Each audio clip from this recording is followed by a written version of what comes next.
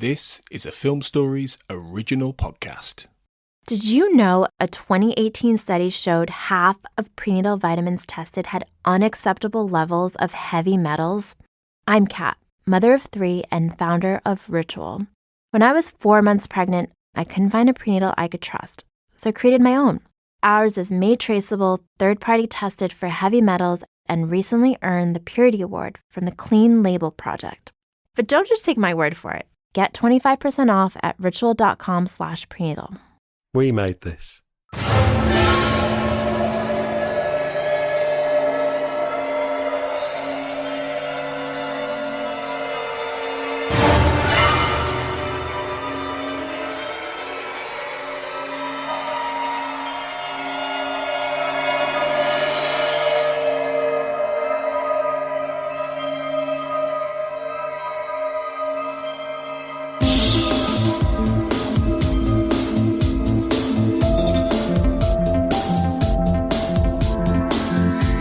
Back everybody to the X-Cast. As ever, the truth is in here.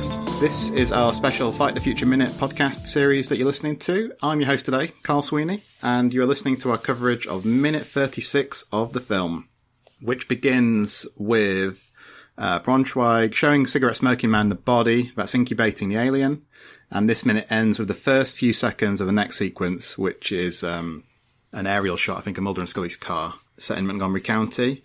And to discuss this minute, I'm joined once again by Caredwen Foley. Hey there, Caredwen, how's it going? Hi, good, how are you? I'm not bad at all, thanks. Yeah, I'm looking forward to discussing this minute.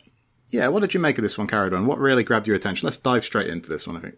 Yeah, I mean, it's a very eerie scene. We've talked a little bit in the previous minutes about the kind of creepy practical effects, and seeing the new life form kind of burbling away inside this guy it's a very threatening image. Yeah. It's disgusting, isn't it? Yeah. That body that is like jelly. Yeah.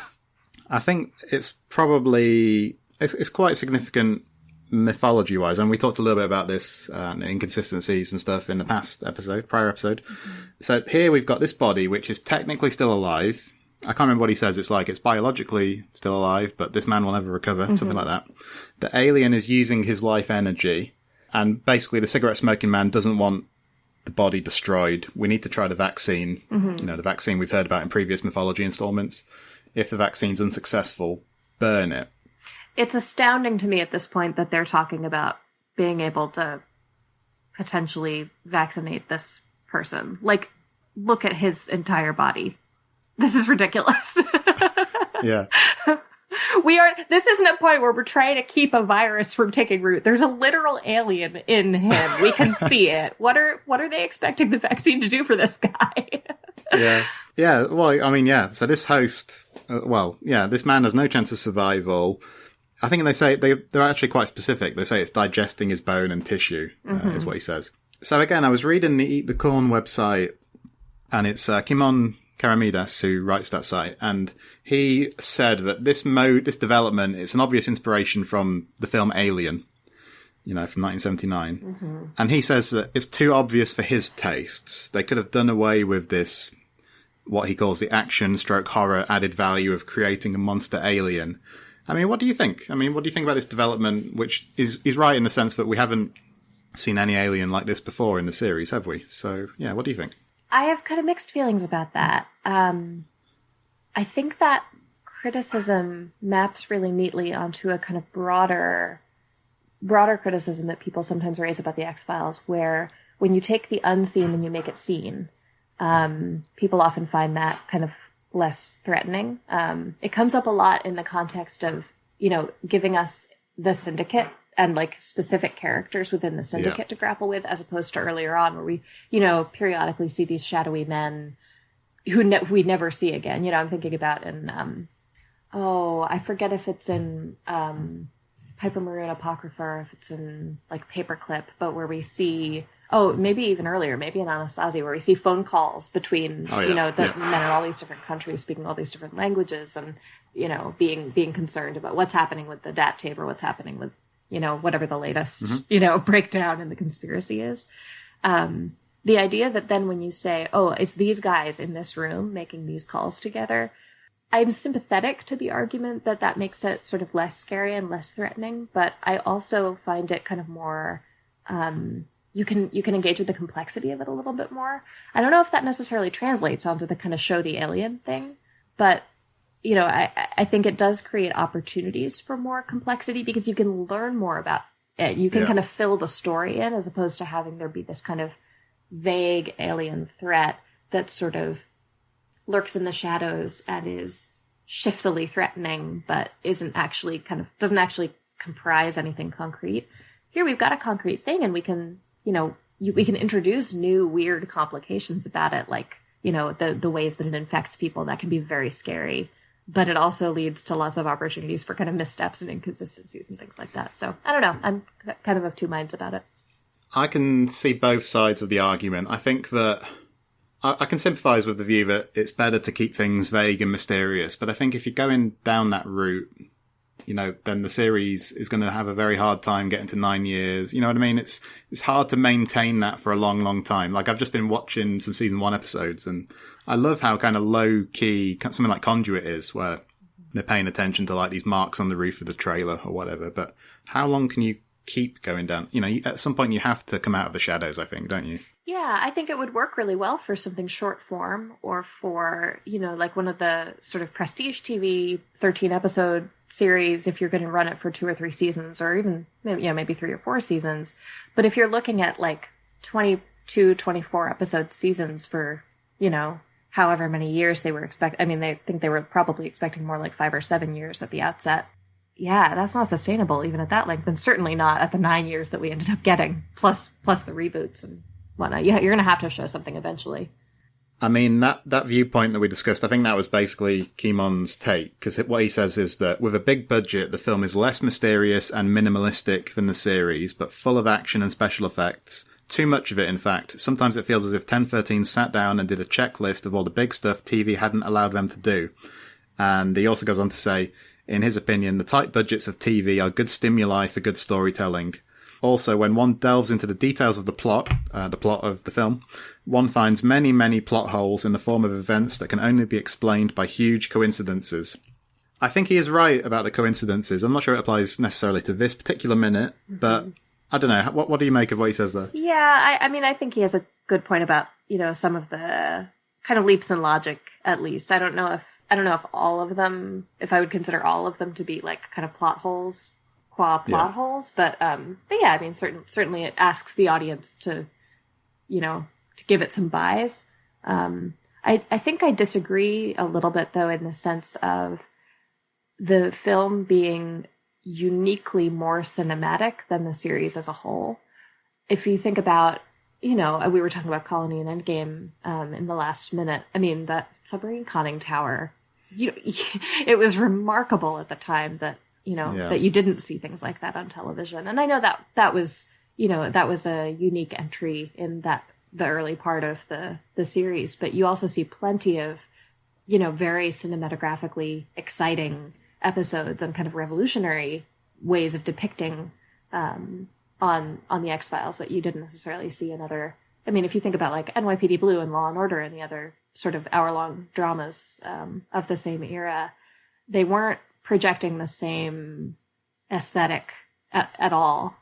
It's really much more comparable to films, even though it's more in the vein of thrillers than, you know, action movies, and Fight the Future has a bit more of the action movie flavor to it.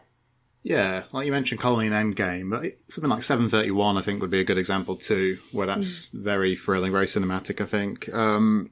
I think he's right that the restrictions of TV of that time could be good stimuli for good storytelling. But I wouldn't assume that minimalistic is inherently superior, perhaps. Yeah, I would agree. It's certainly this form creates important and useful challenges that I think really skilled directors are very good at rising to and creating tremendously interesting, exciting stories within those confines. But I don't think that's a necessary precondition to creating, you know, like a mysterious or suspenseful story. Yeah, I would concur.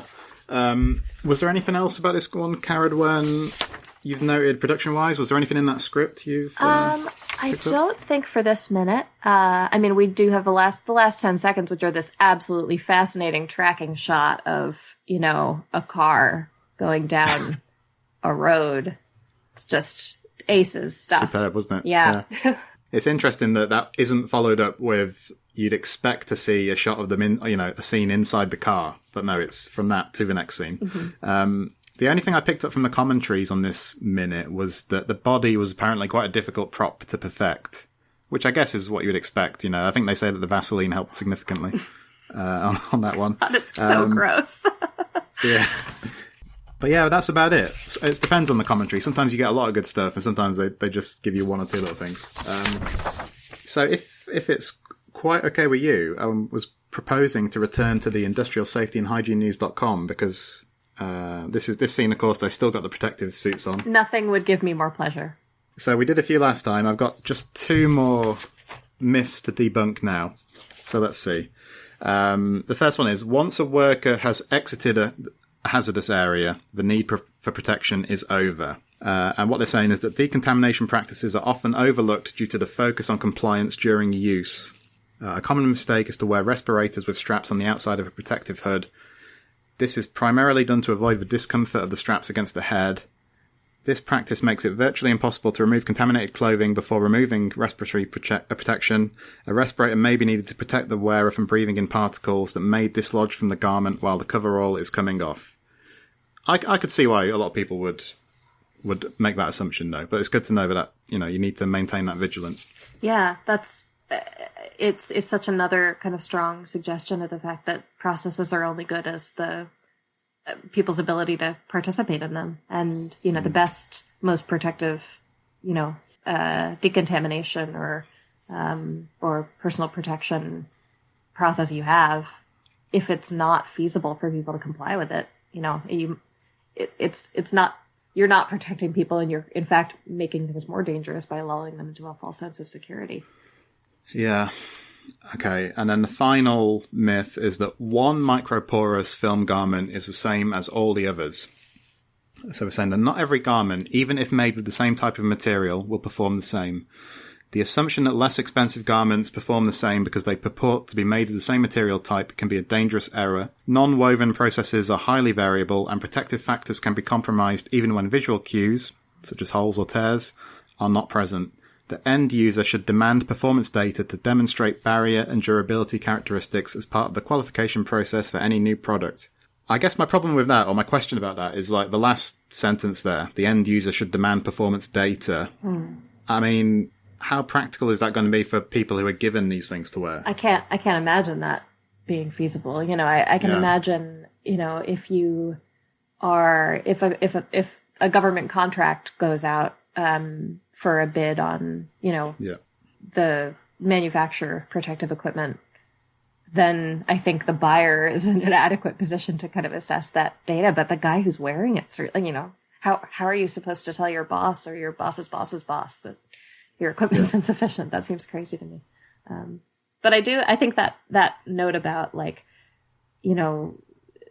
not being able to kind of trust the evidence of your eyes about how something will work is super important. I mean, we're hearing right now as we're in the midst of the coronavirus epidemic and or pandemic and hospitals are running short on masks. There's been in a lot of the communities that I travel in a huge push for people who would like to support their own hospitals by sewing fabric masks at home. And so you see, there has been some peer-reviewed scientific research about, jury-rigged respiratory protective equipment, and what kinds of fabrics work better than others. But there's so many complexities to that. Like the material it's made of doesn't tell you anything about the weave of the fabric. So you need to know about the fiber and about how it's treated and how it's, how it's been kind of manufactured as a kind of substance before you even get to the, what pattern is most effective and how do you make sure it sort of seals around people's faces properly and things like that. It's very, very difficult. It's staggeringly complex, all this. Like I've had jobs in the past where I've had to wear protective equipment, but it's been a long time. I didn't know any of this, It's crazy. It's fascinating. Yeah. It is fascinating. I'm glad we've been able to discuss it, at least in brief, on these last couple of podcasts anyway. Okay, well, I think that's about it for today. Caredwen, you'll be back for minute 37, but that'll be with Sarah, I believe. That's the plan anyway. Mm-hmm. So I'm excited for you because, Mulder and Scully are about to re-enter the fray, so that'll be fun, won't it? Yes, I'm very excited, and I'll be able to return to my personal protective equipment and other, infectious disease best practice pet peeves with Scully in subsequent scenes. Yeah. Great stuff, Caredwen. Thanks very much for joining me. So, listeners, that wraps it all up for our latest Fight the Future Minute. Until our next episode, remember, as always, trust no one. Previously on the We Made This Network. The Movie Palace. All I know of the Oscars, what I've seen on television, what I've read. What sort of work goes into putting on the kind of show that most of us are familiar with, from the TV? The preparation starts weeks and weeks before. There's such a huge buildup with the Oscar nominations. Here in Los Angeles, they're announced at, I think it's like 5:35 in the morning. And I remember going to the nomination announcements a few times. And, there was always this gigantic, breakfast banquet. All the press were there, really this giant buzz in the room. Everyone's super excited to hear the announcements. We buy records. One of our listeners, they were walking past a charity shop where they saw someone had left records. And not just a few records, 6 bags of records. Oh, shit. So they eyeballed these records and thought, it's a bank holiday. It's Sunday today. So let me guess, they thought it would be only right for me to prevent them getting nicked by somebody by me nicking them. Correct. Pull or pass? I've met Neil a few times at conventions, and he actually did a talk when I worked in a library. I actually got him to do a talk in my library. And he's a very kind, thoughtful, gentle, fun man with a very twisted brain. He is such a nice bloke, and then you read the stuff that he writes, and you're like, what's going on? This man's lovely, but he writes the most vicious stuff. Yeah, that is very true. Begs some real questions about what's really going on inside Neil's head. And that's said with love, Neil, if you are listening in. Check out all of these shows and more on the We Made This podcast network.